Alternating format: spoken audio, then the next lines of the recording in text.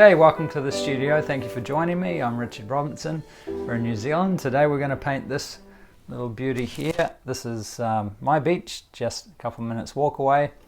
There's Ruakaka Beach in New Zealand, and I really wanted to express my love for this beach, and we're in the middle of summer here right now, so this is a great time to be living at the beach here and just be out there surfing, kiteboarding and painting, and just loving all the color and the vibrancy, the strength of the light versus the dark out there. And so I really want to just paint my joy of experiencing this place. So there's a lot of different things I'm going to teach you in this painting. Firstly, it's about designing with a large light effect in mind. So in this one, it's light in the middle here and a soft shadow in the foreground, and darkening the sky, so this all comes forward and is quite punchy. Then we're going to talk about laying a base coat of color down in different areas, different colors, to complement the colors that are going to go on top of that, and that creates a real vibrancy in the colors.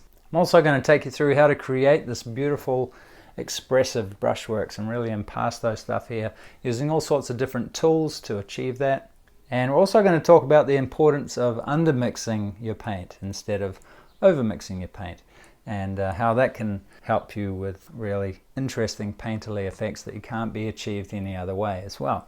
Another thing we're going to cover that's really important in this painting is the importance of the variety of edges. So very soft edges contrast with sharp. Very soft contrast with sharp. And you'll find that throughout the whole painting, and I'll talk a lot about that as we go through the whole process. So that's a few things we're going to talk about, but obviously there's a lot more involved than just that in this painting.